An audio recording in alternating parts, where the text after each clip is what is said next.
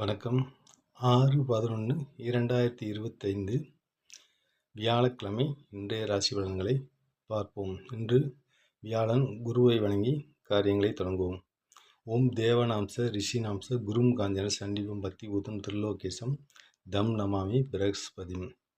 மேசராசி அன்பர்களே, இன்று சந்திரன் ராசியிலே உள்ளார். எனவே எக்காரியத்திலும் விழிப்புணர்ச்சியுடன் செயல்படுவது நல்லது. வீண் விவாதங்களை தவிர்ப்பது மிகவும் நல்லது. ரிஷபராசி அன்பர்களே, இன்று வீண் விரயம் ஏற்படக்கூடும். எனவே எதிலும் எச்சரிக்கையுடனும் பொறுமையுடனும் செயல்படுவது இன்று நல்லது. மிதுனராசி அன்பர்களே, சற்று நிதானத்துடன் இன்று செயல்படுவது நல்லது. யாரையும் எடுத்தறிந்து பேச வேண்டாம். கடகராசி அன்பர்களே, இன்று தொழிலில் அமோக வெற்றி உண்டு.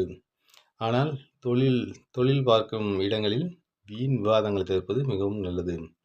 சிம்மராசி அன்பர்களே, இன்று உங்களுடைய வேலையில் சற்று சுணக்கமான நாளாக இருக்கும்.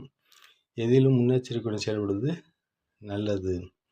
கன்னிராசி அன்பர்களே, இன்று எடுக்கும் அனைத்து முயற்சிகளும் தடை தாமதங்கள் ஏற்படும். எனவே புதிய முயற்சிகளை தடுப்பது மிகவும் நல்லது. துலாம் ராசி அன்பர்களே, இன்று எடுக்கும் முயற்சிகளில் சற்று நிதானத்தன்மை வேண்டும். எடுக்கும் முயற்சிகளிலிருந்து காரிய தடைகள் ஏற்படும். எனவே எதிலும் அதிக கவனத்துடன் செயல்படுவது நல்லது. விருச்சிக ராசி அன்பர்களே, இன்று பகைவர்களின் தொல்லை அதிகரிக்கக்கூடும். எனவே தொழிலில் அகலக்கால் வைக்கக்கூடாது. நிதானத்துடன் செயல்படுவது நல்லது. தனுசு ராசி அன்பர்களே, பூர்வ நிசானத்தில் சந்திரன் உள்ளார். எனவே எடுக்கும் அனைத்து முயற்சிகளிலும் காரிய வெற்றி பெறுவீர்கள். பணவரவு உண்டு. மகராசி அன்பர்களே, உடல்நிலையில் சற்று கவனம் தேவைப்படும் நாள் என்று.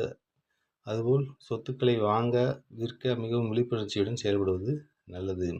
கும்பராசி அன்பர்களே, இன்று நீங்கள் எடுக்கும் அனைத்து முயற்சிகளிலும் அமோக வெற்றி பெறுவீர்கள். காரிய வெற்றி உண்டு. மீனராசி அன்பர்களே, இன்று சொல்வாக்கு செல்வாக்கு மேல்வோங்கும் நாள். தனவரவு உண்டு. காரிய வெற்றி உண்டு. இன்று நிம்மதியான நாளாக இருக்கும். வணக்கம் யூடியூப் அன்பர்களே, நம்மளுடைய சேனலில் ஃபாலோ பண்ணலைன்னா ஃபாலோ பண்ணுங்கள். அதான் இந்த வீடியோ உங்களுக்கு உடனுக்குடன் கிடைக்கும். சப்ஸ்கிரைப் பண்ணுங்கள். இன்றைய ராசி பலன் நிகழ்ச்சியை தினமும் காலை 7 மணிக்கு காண தவறாதீர்கள். வணக்கம். மற்றொரு பதிவில் சந்திப்போம்.